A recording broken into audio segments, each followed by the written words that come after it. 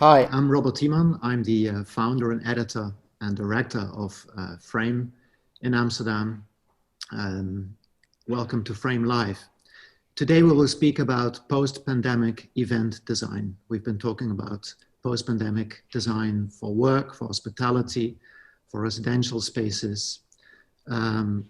Today it's all about events, and I've got some great guests from the UK in a different time zone, but thanks to modern software, we can be all together in this virtual space. Welcome Ray Winkler and welcome Christopher Lee. I'll introduce you shortly after I have taken you, the audience, through today's program. So it's all about event design. Events, of course, have been cancelled altogether during the pandemic lockdown.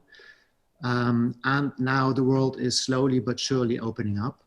In some countries, events are starting to happen again. We've seen some football matches here and there. We've seen some really small events here in the Netherlands, catering to only 30 people. But the question, of course, is if we will progress, will the landscape for event designers and for the event industry change dramatically altogether?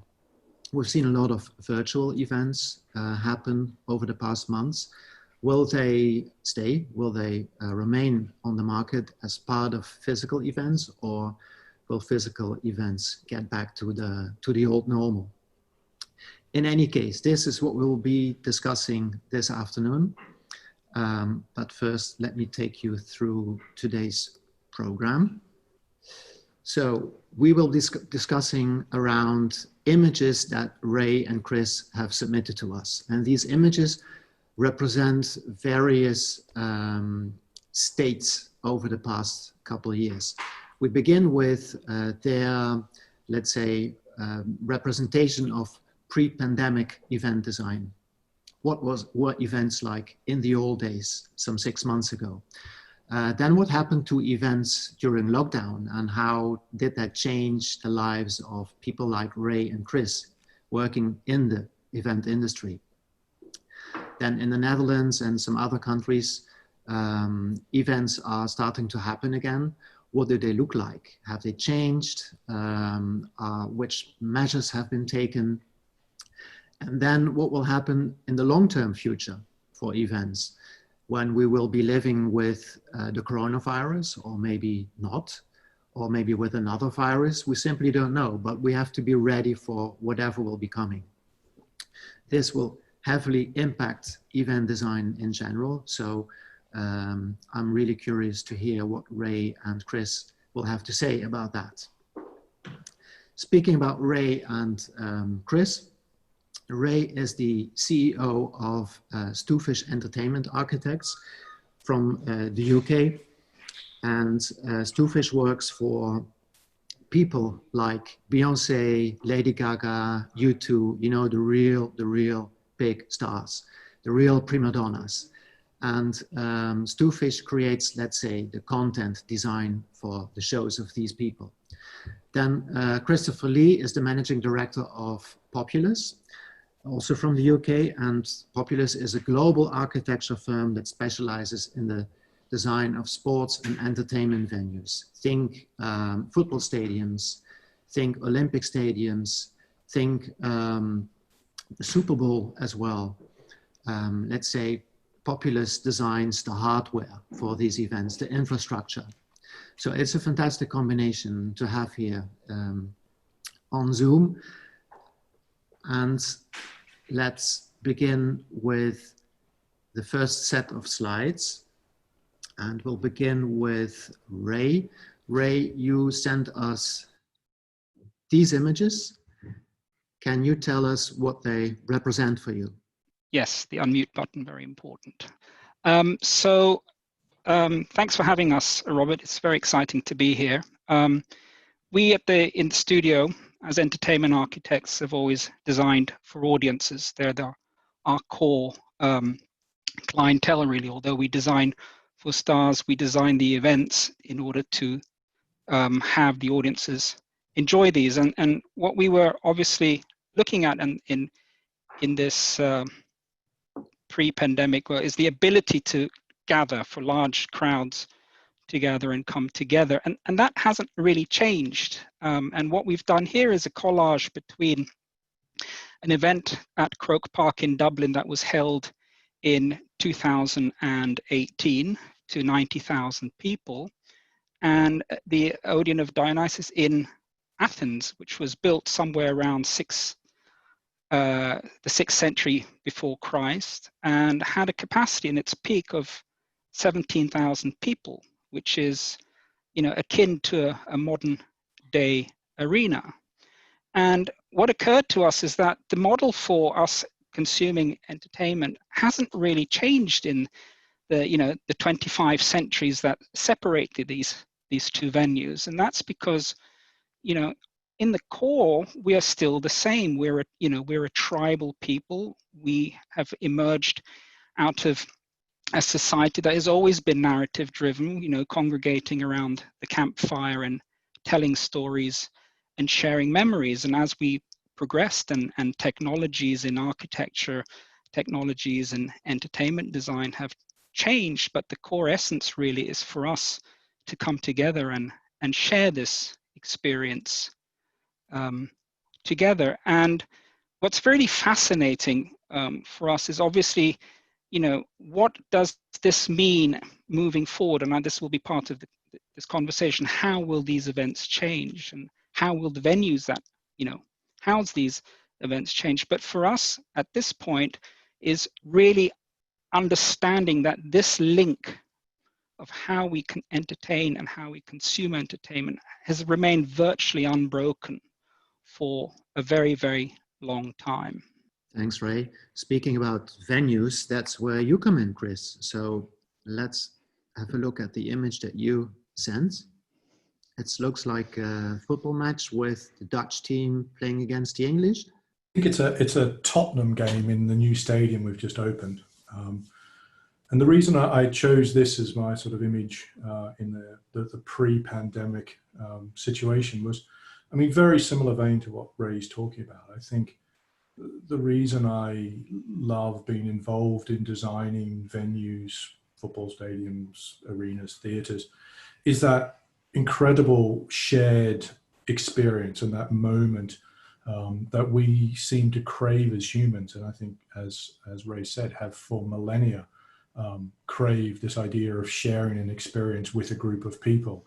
And that moment of, whether it's Beyoncé concert with your friends or a Tottenham Hotspur game scoring a goal, that instant bond between 10, 20, 60,000 people, and that shared experience, I think, is what has always drawn us, and I suspect will always draw us towards live events. And I think that intimate relationship between the performer and the audience, the athlete and the fan, which is really what this image is talking about, it is a very unique and ephemeral one, and one which I think represents the sort of pre-pandemic situation in event design.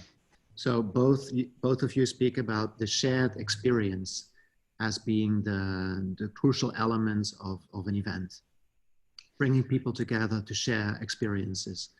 And then lockdown came, the coronavirus came upon us, and all of a sudden sharing experiences in real life wasn't possible anymore. So Ray, what do these images represent? This was an interesting one. There a lot of debate in the studio as we were using the opportunity to sort of research what was happening out there. And in the end, instead of settling on one singular image, we chose these for very particular reasons. And our ability to gather literally stopped overnight here in the UK. Lockdown happened, and you couldn't go out anymore, and as a result, events got cancelled. But the desire to meet up did not stop overnight. And we find social distancing, which has sort of been described as the sort of measures you have to take to not spread the virus, is extremely misleading, because what we've all discovered is that actually we have actually come together socially in many different forms, communication through Zoom, as we're having now, or FaceTime, and the other forms of communication, sharing experiences, they still exist, and people are probably engaging in them more so than ever. And this is the point where we sort of realize that, you know, what we've done is really we've gathered around this proverbial digital campfire. You know, we're an incredibly adaptive species. We seek out technologies, and technologies seek us out. And out of this, you know, come new opportunities. And if you think about in history, you know, some of the most creative periods in human history have been during extreme situations of stress and duress. And we are constantly reminded that, you know, technology is never static, and the only certainty that's out there is change. So in particular, in reference to these images, the first one on the top left, and I'll go around in a clockwise fashion, that was an interesting performance by Travis Scott. It was held on Fortnite, which is a gaming platform, was sometimes in late April. It was a live show, and it was visited by at least 12 million people. And very much like a real gig, people were asked to sign up and turn up and log on to the server and reserve themselves a space on the server at 6:30 in the afternoon. And then the show started at 7 in the evening, and Travis Scott did his performance, which is an avatar in a completely digital world. And as a Fortnite player, you could find yourself in that audience, jumping up and down and experiencing it virtual. Set aside next to that is the global goals, the Global Citizen One World Together at Home concert, which was a lot of the artists came together in aid of key workers all around the world. And it was around the same time, the late April, and I had 20 million viewers. And what was very interesting about this is that there was very little production value. And in this case, the Rolling Stones, they performed, you know, in their homes, and reached out to more people than they would have done on their last tour, which they reached out to 2.5, 3 million people, you know, for their last tour that they did.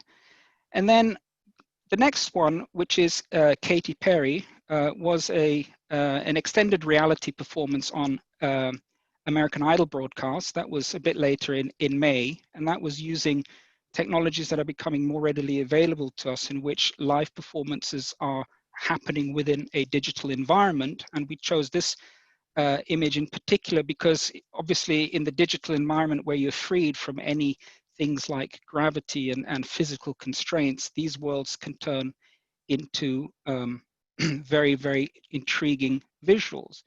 And juxtaposed to that, a very interesting performance by Laura Marling, which was at the Union Chapel at the beginning of this month, is where she rented the Union Chapel in North London, performed in an empty hall, you know, against this, an empty background, and, you know, sold over 2,000 tickets to a virtual audiences who came together and enjoyed the concert, but a way that they have probably never done before. So you see a response from the design industry that is very digital. And well, most crucial is that the reach has tremendously increased. But what can you say about the experience? Well, the experience is obviously dependent on more than just the two senses. In case of a digital experience, it's often just the visual and the audio experience that you get.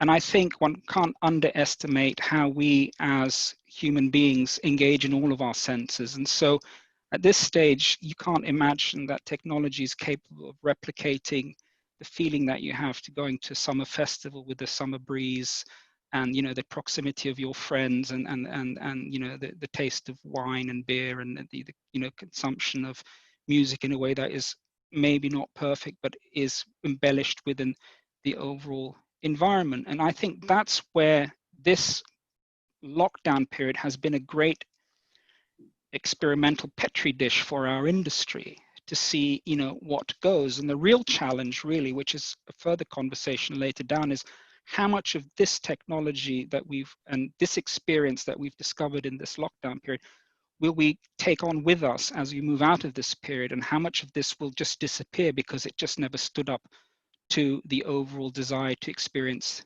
events live. What did you like best? I really liked the Global Citizen one. I thought that was very good. It was because it was a really interesting mix between the superstars and then, you know, regular workers. And it also brought one thing up to light, which is interesting, is that as consumers, we become co-curators of this. You know, we have an ability, like on the, you know, the Travis Scott performances, to choose our vantage points. We have the ability to tune in and out when we want to. And I think that's going to be an interesting aspect that people will very likely want to get used to and continue with. And we see that on a lot of social media platforms. You know, the generation of consumers that just consume what was given to them has come to an end. You know, we want to be much more participants in an event rather than just standing behind a fourth wall. That is super interesting, Ray. I didn't think of that the audience is becoming co-creator in this regard. Yeah, and you see that in more industries happen, that the audience is starting to co-create with designers, and events, but not only events, experiences in, well, products even, are becoming much more personal than ever before, much more individualized. Speaking about production value, you say that the Global Citizen event has very low production value, as has, well, I'm honest, this Zoom session that we are now having. The production value is almost zero. How important do you think this production value is altogether? People seem to be very forgiving. They're just engaging with all of these Zoom sessions globally, and it doesn't seem to bother them that the production value is very poor. No, that's true. And I think there's a novelty in the way we consume this particular event. Whether that can continue when we have a choice to do consume in different platforms remains to be seen.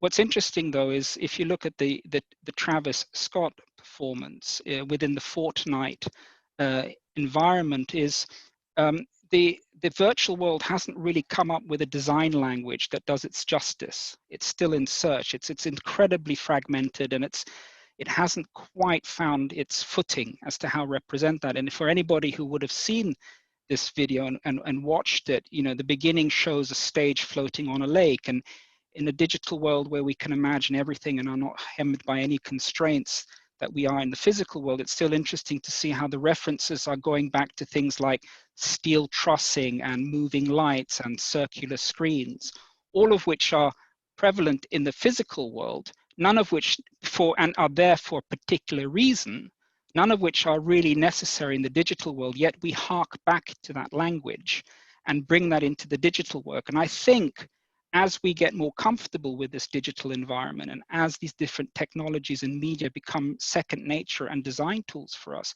a new design language will emerge out of it, which is clearly not present at the moment. Okay, I guess we'll be talking about that a little later on. Chris, this is another audience watching a football match. It is, and I've very much chosen the low production value end of it as well, which I think is wonderful. And I think there's a great, as Ray said, period of experimenting, and necessity being very much the mother of invention. And this is a football game in Germany with Borussia Mönchengladbach, where the supporters all got together. I think they paid €10 for a print of themselves, and they were erected in the stadium where the team was playing behind closed doors.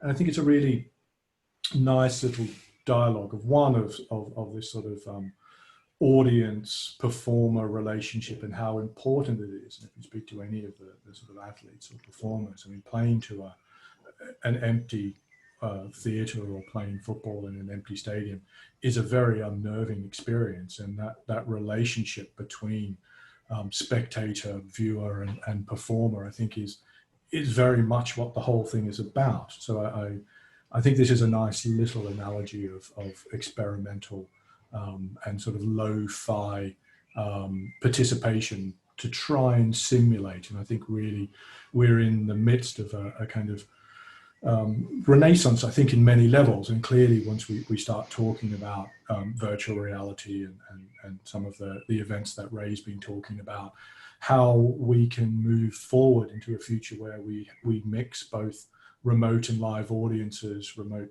performers and live performers, I think it starts getting really interesting. And I think, you know, as we're seeing in all industries and all businesses, you know, digital transformation has been rapidly accelerated in the last 3 months as the entire world goes into lockdown and being forced to create, experiment, try out things. I think we'll see, and we'll talk about this in the next round, you know, much more inventiveness and much more relationships between the digital and the real and the blurring of the lines. But this is a kind of snapshot of where we are in the sort of current state of lockdown. You run a very big firm with around 800 people spread out over many locations. How did you manage to collaborate on design projects? Yeah, I think it's been interesting. I've got to say, I think depending where you are in the design process, the remoteness has been more successful or less successful. And I think as you progress later stages of large projects and later REBA stages, it's been a lot easier. And I think the digital technologies, which are about communication, have facilitated that. So we've had 800 staff for the best part of 3 months working from home and successfully delivering projects around the world. I think the bit that the current technology, which is much more communication and less collaboration, is how you get that chance encounter, that spark, that piece of early front-end design creation. And how can you get that when you're sitting in your bedrooms and living rooms around the world? And that's been a challenge. And I think most designers will be struggling with that, and how you can genuinely collaborate on a project whilst remote. Did you use new technology? Yeah, we've been doing, I mean, all of the standard stuff, the Zooms and Teams and the likes. We've been doing a lot of work in virtual reality collaboration spaces, which I think are really interesting and proving, perhaps as they evolve, probably the right solution, where regardless of where you are or what you're doing, you can put your headset on, and as they evolve and get better, lighter, less obtrusive, be in a collaborative space. You can sketch on your iPad, it appears on a board, you can pin up. So there's a simulation, and it is still a simulation of the real experience, but it's considerably better than the sort of stilted conversations on, you know, video conferencing software like this. Thank you, Chris. Let's move on to the next phase, which is the short-term future. So after the lockdown. And Ray, this looks much more like urban planning to me than event design. What is it that we're looking at? Yeah, well, this is certainly where sort of empirical fact-based, because it's happened, moves into slightly speculative and wondering what this means to our immediate future. And what we were in the studio looking at here is understanding some of the things that the lockdown brought about with itself that might have the advantages to take on into our future. And it's really much about two different scenarios, looking at a sort of a centralized versus a democratized map of experiences. And the centralized one, which is the one that we've experienced in pre-COVID, basically takes us, the entertainment consumer, to a destination like Wembley or the O2 Center, and we gather and we enjoy it as a tribal experience. That obviously came to standstill, and moving forward, it brings us to the right-hand side of the image, which is a map of London that shows the potential decentralization of that event. Remember, the audiences are still there, they're just not congregating. So if you imagine a much wider footprint of where these audiences are when they're consuming. And if you take some of the, the figures I was mentioning earlier, the Rolling Stones, when they did their tour, they sold, 2.4 million tickets, yet 20 million people watched them. So you can see that democratization is covering a much, much wider range of people and locations. Now, new technologies have allowed us to do that, but the reality still remains the same, that all of these consumptions of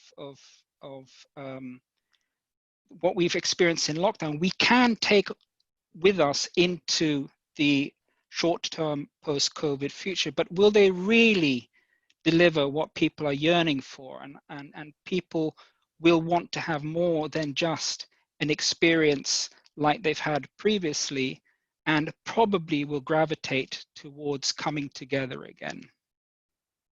So you don't see people coming together in a more distributed way?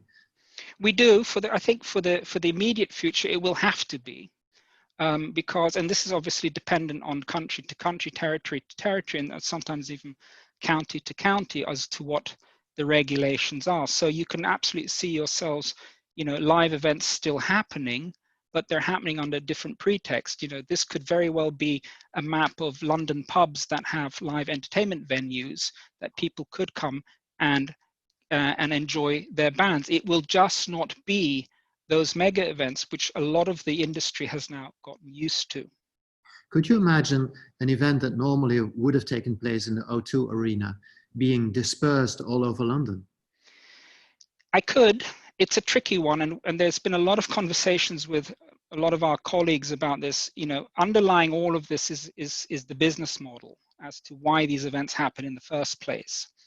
And the disbursement of an event, if you have, Wembley Stadium, say a maximum capacity of, and Christopher, correct me here, but say 80,000 people when there's a standing audience, to find the locations throughout London that can physically allow people in clusters of 100 or 1,000 people come together will definitely be a challenge. So that probably will not work.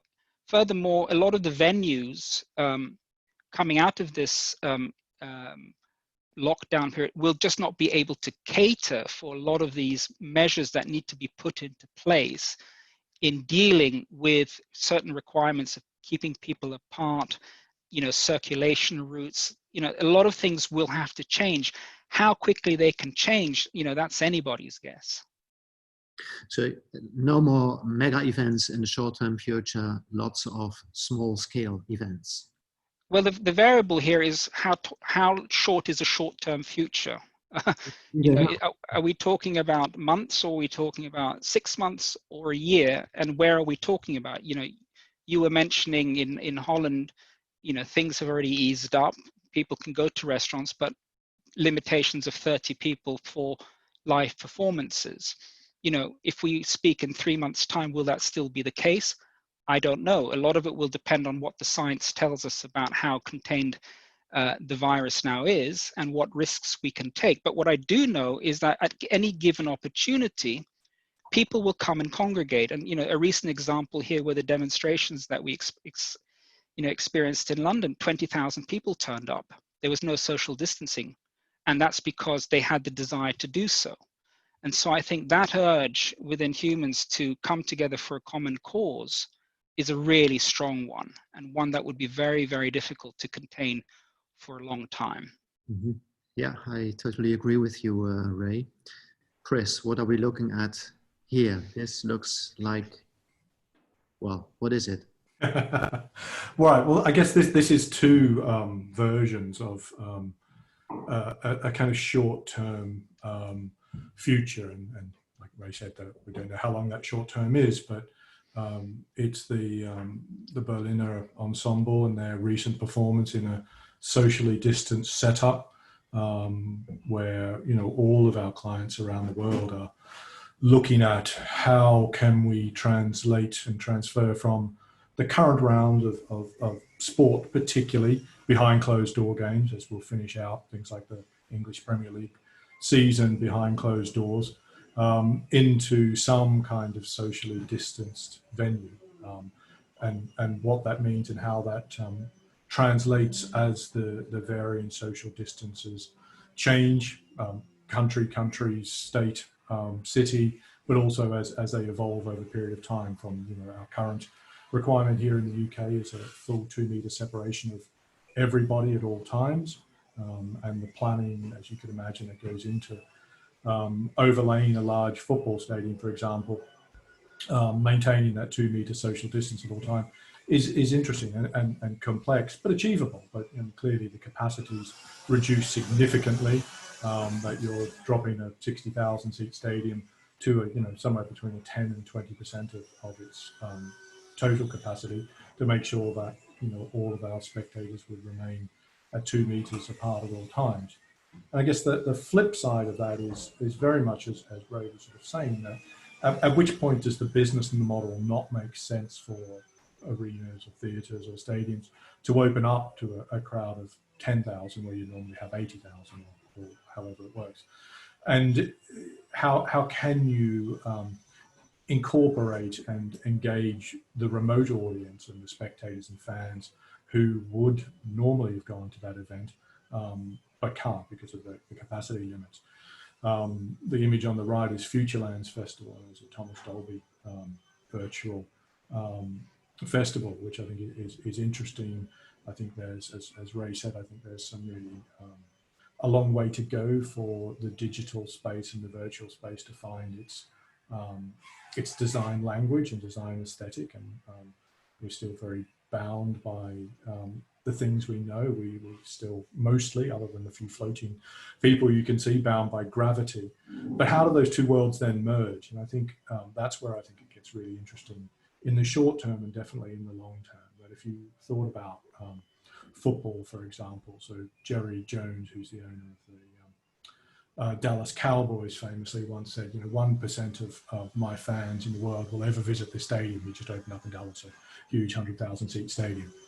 And if you looked at a football club like Manchester United, through Old Trafford, you'll get about 1.8 or 2 million people through that stadium in any one season.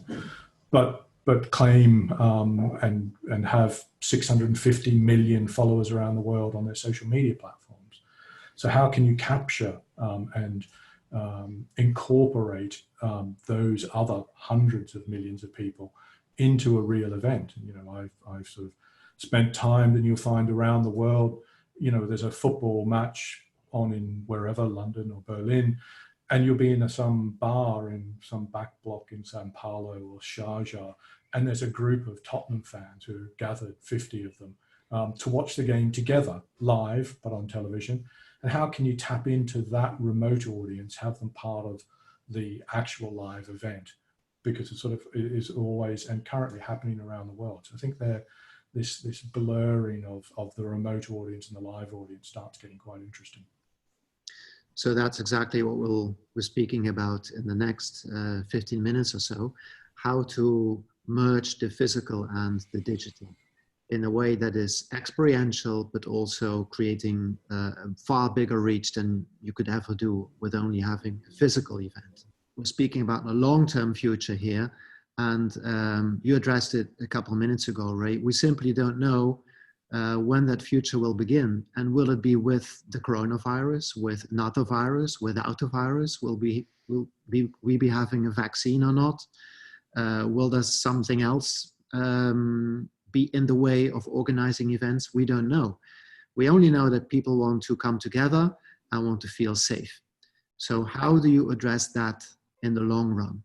Yes, it has been the most taxing and difficult aspect of this part of our choice of images. And, there's no doubt about it that, technologies are always evolving. The only constant is change. And as a human species, we rise up to these challenges and we like the change. And this is a great catalyst for us to recalibrate and think different about things. And I have, in my 25 years of working as an entertainment architect, I have seen the digital world fusing more and more with the physical world at times when, the two are blurred and mashed up in a way that we, find it difficult to differentiate. And I think that's going to become more and more prevalent. How exactly that will manifest itself, I wouldn't even begin to want to try, because any predictions in the past about the future have always ended up looking rather silly and quite comical.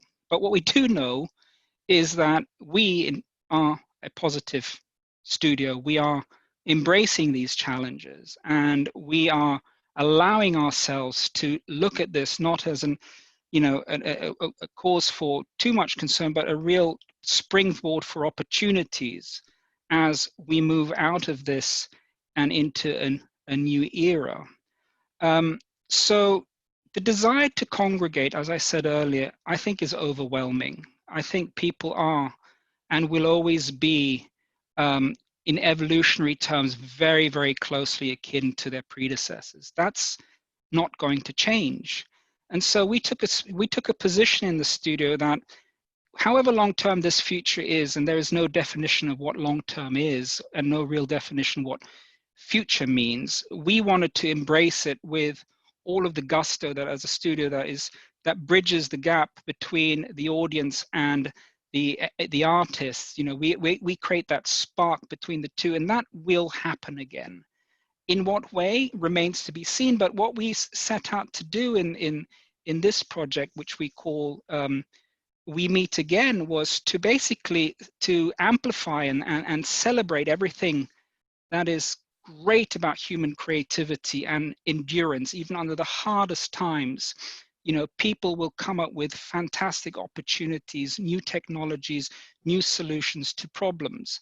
And what we were trying to do in this project is to imagine a world in which we have rid ourselves from this horrible pandemic, which has been devastating to mind, body, and soul. And a lot of people have lost their lives and their livelihood as a regard to this. But coming out of this is a very strong, positive message to look forward to the day when this is in our past. And what we had as part of our thought process of a sort of democratized and a decentralized events landscape is imagine that the entire city was the venue and that the River Thames was the stage in which we would meet again to celebrate 6 distinct moments looking back at this COVID pandemic, where we pay tribute to our key workers, where we honor those who have made this journey with us and suffered as a consequence. As we remember those who have passed as a result, but we also perform in tribute to the arts coming back to the world in a way that we had experienced before. And we embrace again the physical touch, which is one of our most important senses that we have, which is completely deprived at the moment from finding its expression, and no good headset or clear Zoom link will ever be able to replicate in the current conditions of technology.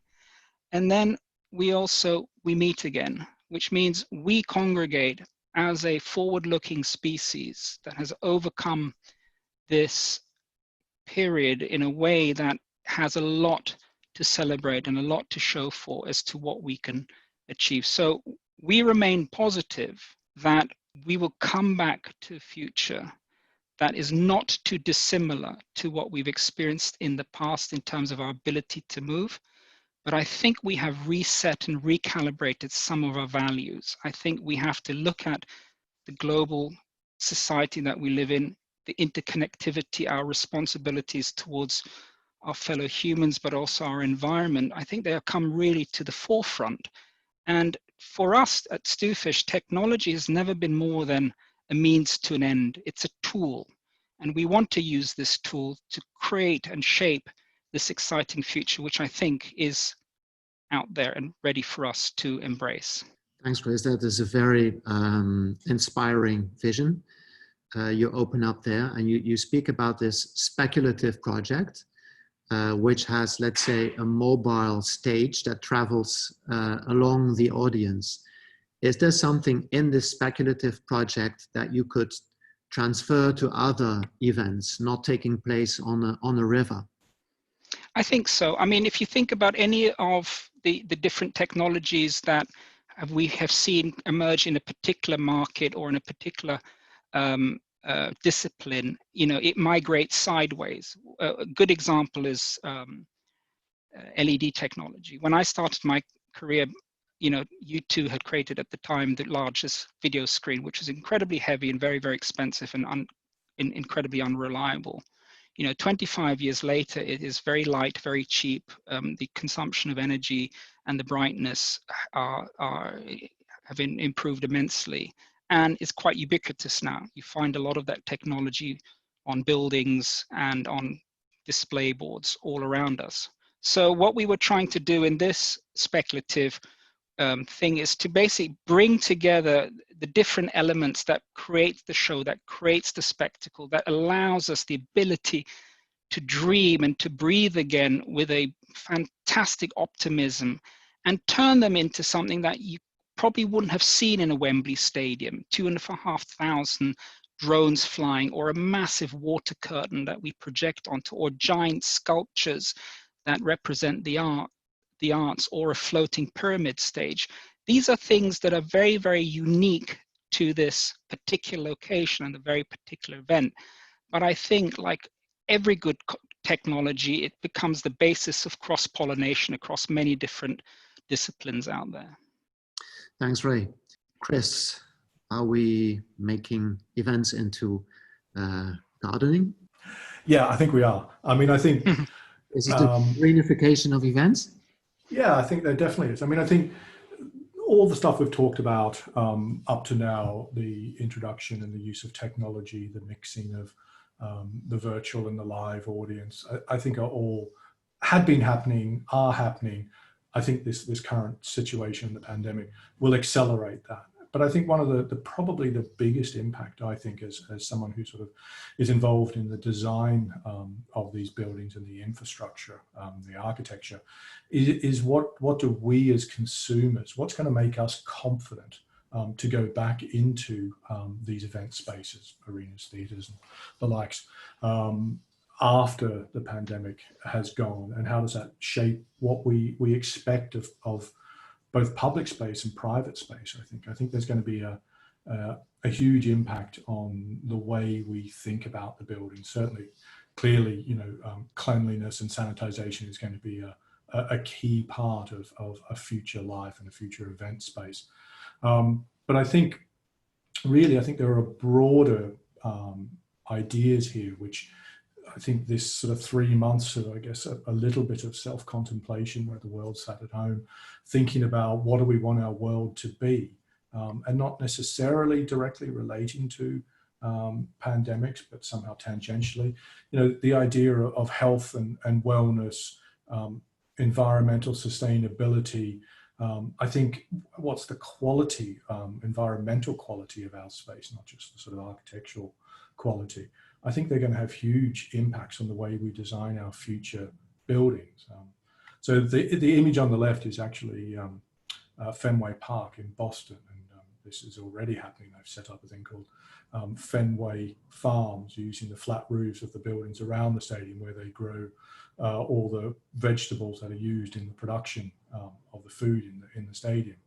And the image on the right is a project we've designed in Milan, as a large football stadium for the two football clubs, for Milan and Inter. And it sort of touches on a lot of these issues of how can you create clean, sanitized, light-filled, environmentally sustainable, naturally ventilated, spacious spaces where we will gather and our future events will take place. And they're the kind of spaces I think we as consumers are going to demand or expect of our providers, to have these safe, clean, light-filled, high quality, both of architecture, but certainly environmental spaces. So I think probably the biggest impact I can see beyond the sort of technology overlay is the sort of the quality and quality in the general sense of the spaces. So you foresee spaces with a lower environmental impact and with higher offering when it comes to health and well-being. Yeah, I think it's inevitable that we will, much the same way we have here in the UK in front of all of our restaurants, there's a hygiene rating out the front out of 5 stars. I think we will rapidly see that in events and event venues. What's the cleanliness or sanitization levels, and clearly there will be relatively programmatic changes to the way we design these venues. We'll need more spaces outside. We'll need more spaces to incorporate health checking into the entrance and exit regimes. We'll have touchless doors. We'll have interactive signage. We'll be able to direct people more rapidly around the building. But I think the overarching bigger move here will be to a much more clean and sustainable buildings. Thanks, Chris. Thanks, Ray. So let's move to more of a discussion. You've been discussing, Chris, this is sustainability aspect of events. Events have been known for their great environmental impact.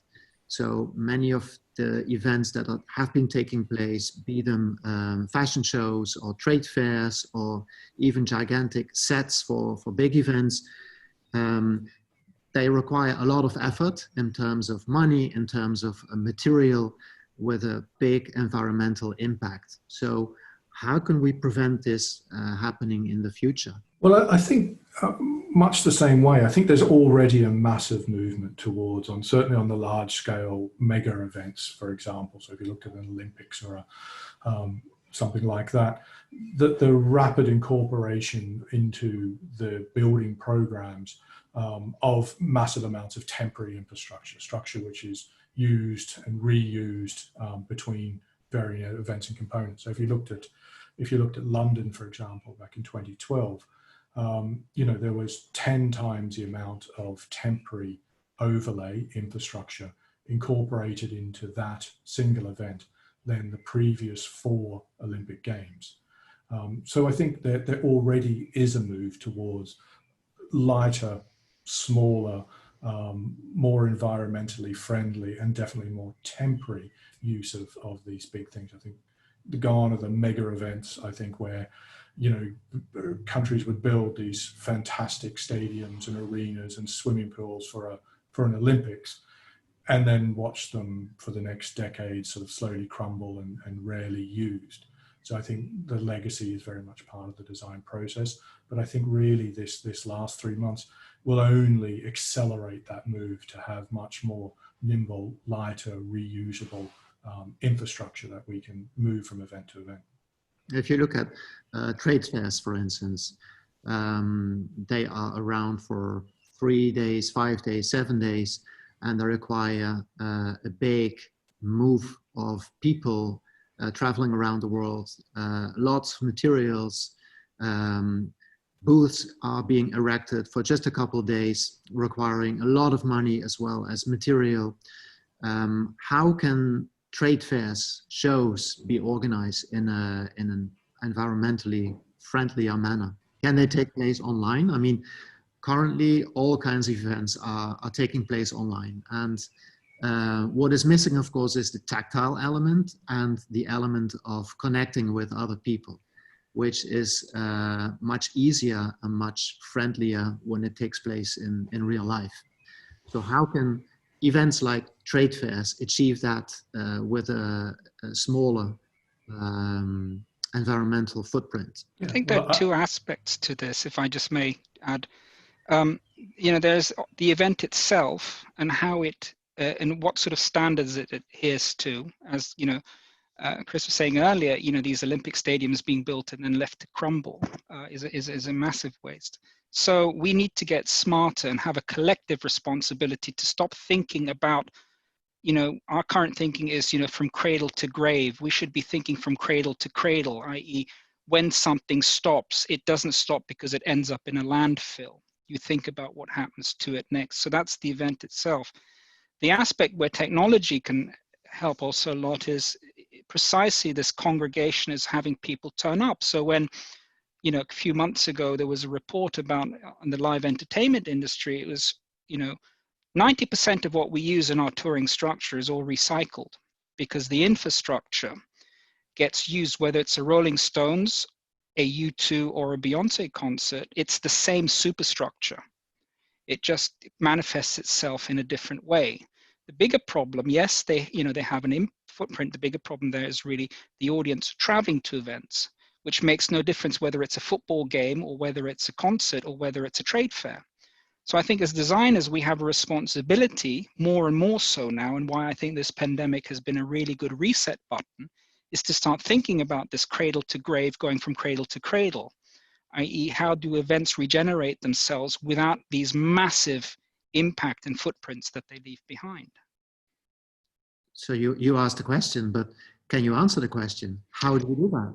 Well, yes, technology to some extent, we've been speaking with people about making events over a much wider platform, 100 people, 200 people meeting together in a virtual space, for example. And social media will carve out a path with this. We know that we're talking to people where people will now congregate at home in a virtual space together with their friends, simulating an environment of their choice. Whether you can translate that into professional context remains to be seen, but I can absolutely see a future where there could be maybe localized event that there is a replica in London, Paris, and New York of that particular trade fair, and people attend to it locally, rather than having to get on a plane and fly halfway around the globe. So you can regionalize these events. Well, another attempt to become more sustainable is to go fully digital, as we have been seeing with London Fashion Week over the past couple of days. So that event was organized in a 100% digital way. Fashion shows were streamed live.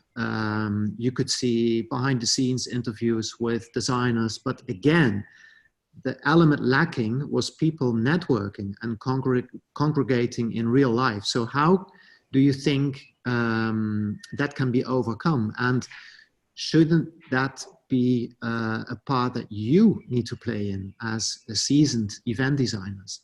Absolutely. I think we have all a collective not leave it to the tech geeks, to the nerds.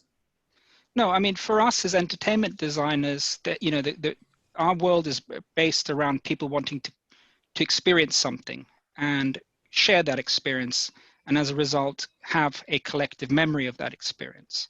That is not predicated 100% on meeting physically.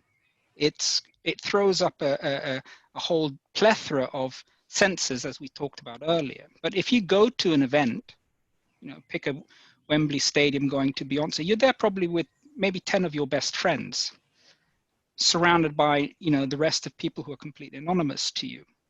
And what we have to look at is, can that event and that experience find its way where we use augmented reality to enhance that experience without having to create these mega events in a physical way, i.e. being able to congregate in smaller venues and places. And remember, underlying a lot of this, and Christopher, you can speak to that, stadiums have been becoming bigger and bigger because the demand for them is becoming bigger and bigger. But as you said, there might be 2.8 million coming through a stadium a year versus the 600 million people who already meet online. There is already that tipping balance that the vast majority of people who actually consume this form of entertainment is much more confined to the digital world than they ever are in the physical world. And so that's already happening, right? But the instigator, which is the event, be it a football match or a concert, still has to happen in order for people to congregate around a common interest or a common cause. Yeah, no, I very much agree. I mean, I think that, to answer your question, I think the digital and I think virtual reality will have a massive impact on everything from trade shows, exhibitions, through concerts and sporting events. And I think on so many ways that, it lowers the environmental impact of lots of those, but also that desire to people to connect has been effectively to this date limited by us getting on a train, plane, car and going together with 10, 20, 100,000 people to share that experience. But we are on the edge of some really interesting spaces, I think, where we can genuinely interact. I mean, at the moment, it's still quite clunky and cartoony, but I think that's rapidly evolving, and I think very soon you'll find this blurring of the real live event, which does have to happen somewhere, if it's a gig or a concert or a show or a football game, but being able to incorporate so many more, hundreds of thousands of more, potentially millions more, into that single event and share that experience and feel part of it and connected to it, but equally connected to other people in a genuine sense. And I think these technologies are on the edge of being able to do that quite successfully, and will only get better. Do you know of any technologies approaching that in a really good way? Yeah, I mean, there's lots of VR, and you'll see there's lots of companies around the world really looking at how you can create these environments. I mean, they're relatively simple. I mean, we have a band in our studio here in London who put on an event the other night for 150 of our staff in a VR environment. Really simple, relatively low tech, but it was fantastically successful. The 6-person band were sitting in their living rooms, and 150 of our staff had a night out together, all sitting in their living rooms as well. But I think, you know, the technologies are evolving so rapidly, and I think really, if anything, this 3 months of this pandemic has focused technology companies and designers like ourselves on the need for these technologies, overlays, interventions into our event spaces, into our businesses, that they will rapidly accelerate, in the sort of digital transformation, both of business but also event, is upon us. So do you see your own firm transforming into a more like a tech agency, like a tech firm? I think like Ray, I mean, technology is super important to us, but it's a tool, and ultimately we are designers, and we'll use whatever tools are in our pencil case at the time that achieve the end that we want to end. So yeah, increasingly important in what we produce, but how we produce it. I think we were talking before of, you know, how we can collaborate, how I can use, you know, a guy or a girl who's based in Sydney, rather than putting them on a plane and flying them to London to work with the team here, that they can have a genuine and meaningful collaboration and input into the design process. Ray, you have been speaking about the language of the virtual space. That is still mimicking real life, replicating trusses and lakes. Do you see a role for well, companies like yourselves in producing imagery and spaces that are far more forward-looking in that regard? Absolutely. I think this is a real opportunity for companies like us that are there to create these events and deliver them the memories to our audiences, you know, and you know, the sets that we design in the physical world are based on a narrative that comes from the artists.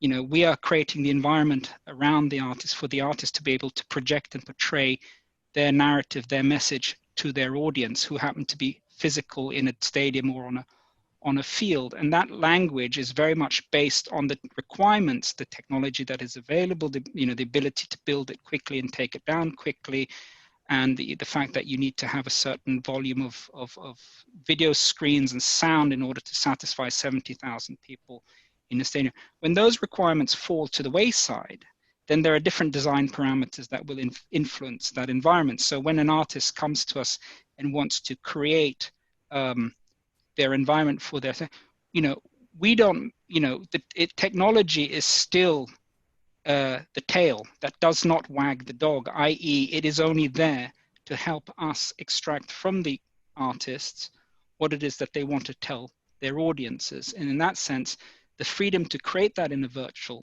world are much bigger and much greater. But, you know, we're in the infancy with this. You know, this recent pandemic has been a catalyst, and I think this will accelerate more and more and more as a lot of artists are saying, hey, you know, there is a world to be inhabited that we haven't had in the past that happens to the physical going into the digital world.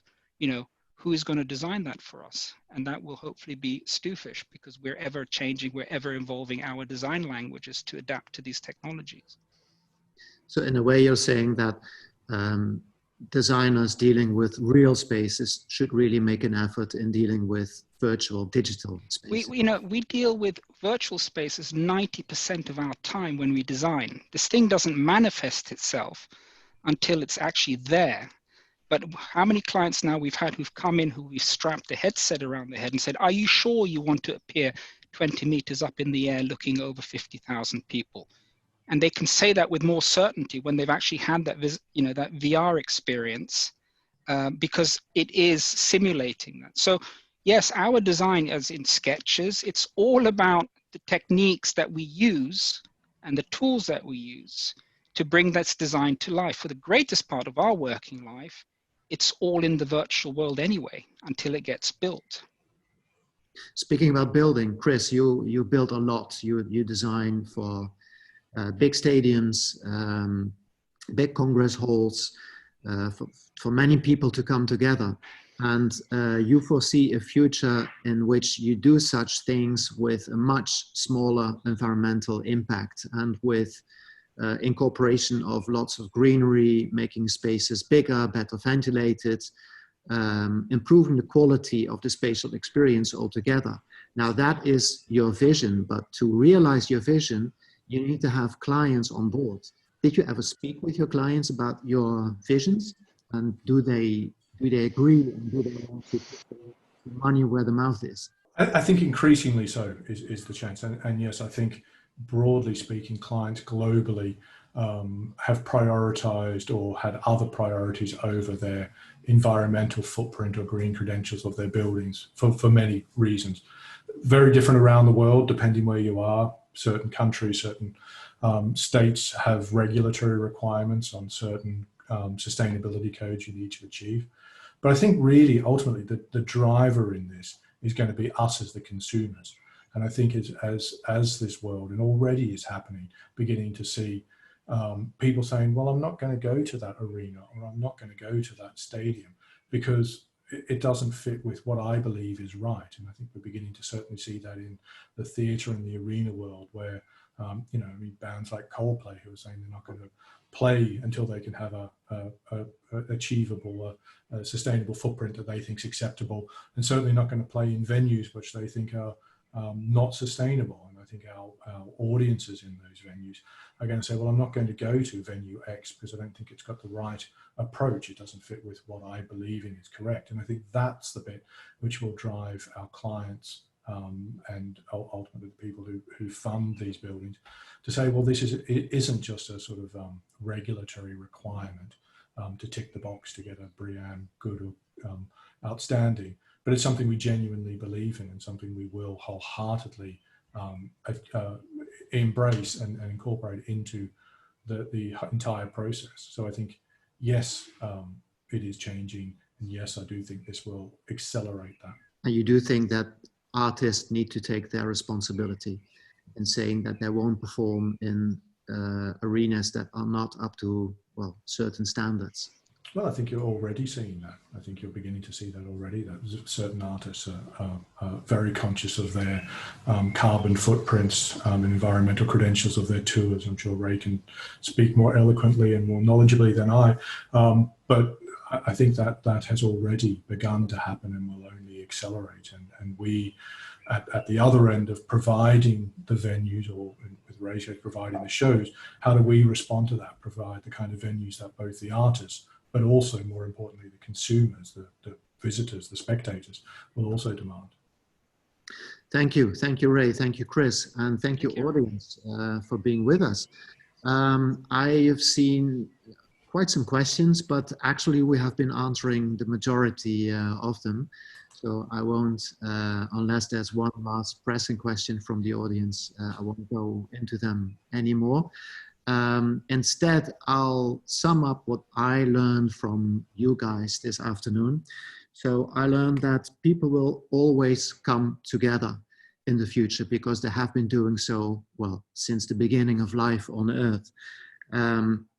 Increasingly, this will be happening in tandem with a digital counterpart of a physical event. So digital is here to stay. And both of you foresee that designers now dealing with physical space will also be dealing with digital space in the future. And the question will be, how can the one strengthen the other? If a digital event should not be a replication of a digital event, it should enhance a physical event, but not replicate it.